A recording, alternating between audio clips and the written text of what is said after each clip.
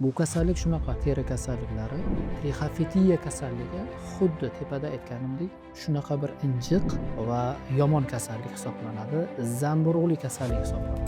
Lekin asosiy bu kasallikni keltirib chiqaradigan sabab hattoki shunday bemorlar keladi qabulga. Yallig'lanishsiz holatlar bo'ladi. Yengil. Albatta jinsiy sherikni ham birga davolashadi. Tahlillarda ko'ramiz, leykotsitlar baland bo'lib hirsga ishonmaymiz, hirsimizga ishonmaymiz. Agar qandaydir muammolar bo'lsa albatta murojaat qilishingiz mumkin yoki o'zimni kommentariyaga yozsangiz ham. Siz bilan men dermatolog Farsayev bo'ldi. E'tiboringiz uchun rahmat. Agar jinsiy sherigingizda terisida aynan xuddi shunday toshmalar bo'lsa, siz xohlamasangiz ham bu kasallikni yuqtirib olasiz. Bu kasallik shunaqa teri kasalliklari orasida eng yuqumli kasalliklardan biri hisoblanadigan, aynan aloqa vaqtida, aloqa paytida bir sherigidan ikkinchi sherik yuqtirib oladi va buning oqibati agar davolanmasa, hattoki terining ostida yiringlanish jarayoni kechadi va o'z navbatda vaziyat og'irlashadi o'sha bemor uchun. Trixofitiya kasalligi xuddi tepada aytganimdek shunaqa bir injiq va yomon kasallik hisoblanadi, zamburug'li kasallik hisoblanadi. Buni zamburug'lar qo'zg'atadi. Yuqish yo'llari ko'p holatlarda deyarli jinsiy partnyordan yuqadi.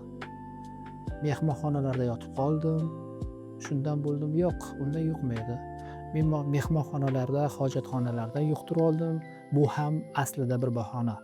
Lekin asosiy bu kasallikni keltirib chiqaradigan sabab o'sha bemor partnyor. Bemor inson emas, bemor partnyor, jinsiy sherik. Shu sherikdan bu sog'lom sherikka yuqadigan kasallik hisoblanadi.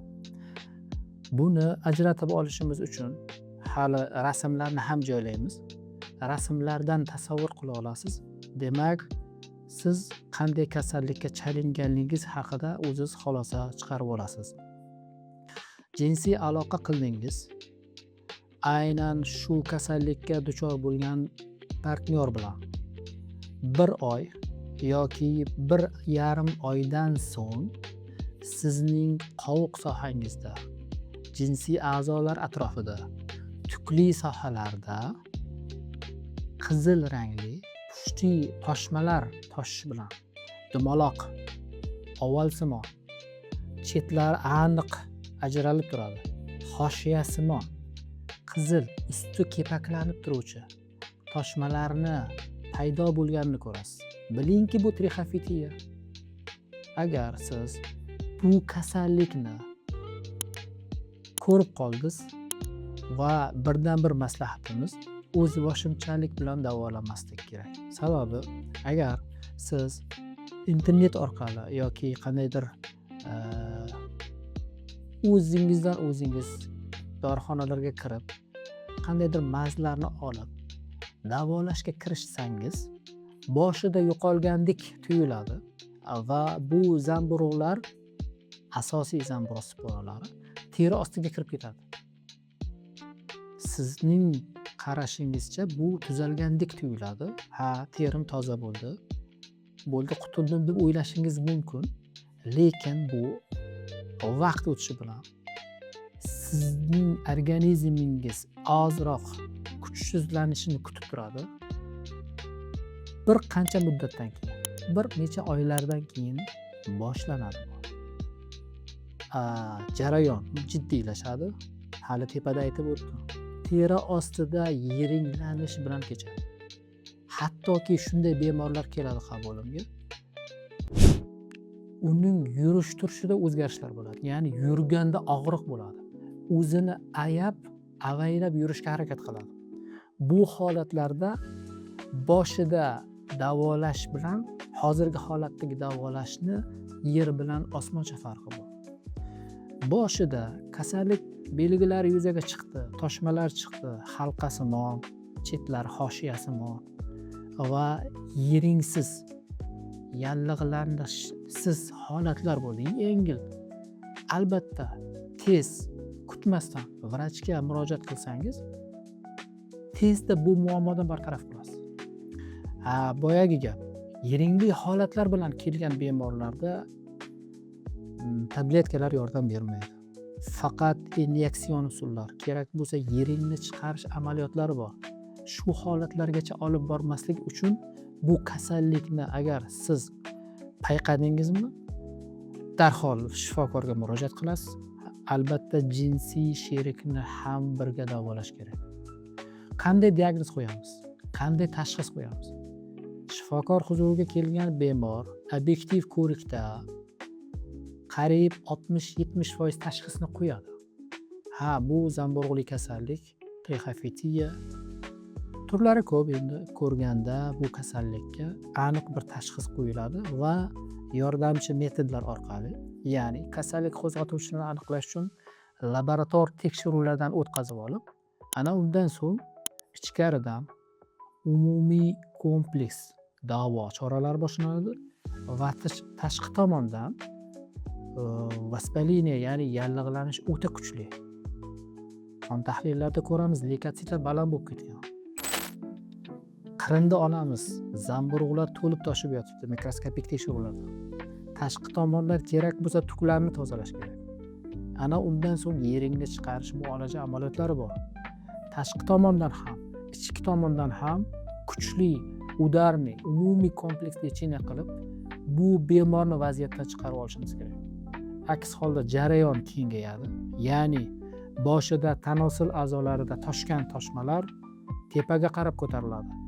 Oyoq, son, boldir sohalariga tushib kelgan bemorlarni ko'rdik, qabulimizga kelyapti. Bitta sabab vaqtida davolanmagan yoki o'z voshinchalik bilan davolab birpasda tuzalib qolgandan keyin tashab qo'ygandan keyin mana shunday holatlar bo'lishi mumkin bo'ladi. Xo'p, bu kasallik to'g'ri, uyatli kasallik.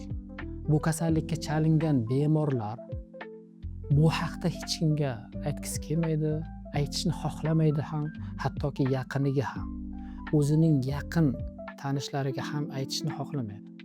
Lekin biz shifokor, vrachlar albatta bu kasallikka to'g'ri yondashamiz va bemorni birinchi navbatda himoya qilgan holatda, uning g'ururini, obro'sini himoya qilgan holatda, uning talablariga quloq solgan holatda davolasak bo'ladi. Chunki yashirib yurishdan foyda yo'q. Baribir kasalni yashirsak isitmasi oshkor bo'ladigan gap. Buni yashirsak jarayon jiddiylashadi. Yaxshi tomonga o'zgarmaydi, albatta yomon tomonga o'zgaradi va uning tuzalishi ham uzayib ketadi. Shuning uchun tepada nomerlarimiz qo'yganmiz. Bemalol, bexijolat murojaat qilishingiz mumkin.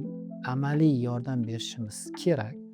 Bu holatlarga tushib qolmaslik uchun tepada aytganday aloqa masalasida ehtiyot bo'lishimiz kerak. Hozir juda ham ko'payib ketgan bu kasalliklar. Juda ham, chunki palapartish jinsiy aloqa. Birinchi sabablar shu. Chunki bir jinsiy partnyor bilan ikkinchi jinsiy partnyor o'rtasida kimlar bilandir yana aloqa qilgan, zanjir bo'lib ketgan. Shuning uchun kasallik ham o'ziga yarasha ko'payib ketyapti. Ehtiyot bo'lamiz, ogoh bo'lamiz. Bu kasallikka chalinmaslik uchun birinchi navbatda aqlimizni ishga solamiz. Aqlimiz bilan ish yuritamiz. Hirsga ishonmaymiz, hirsimizga ishonmay qo'yamiz. Shundagina biz bu kasallikka chalinmagan bo'lamiz.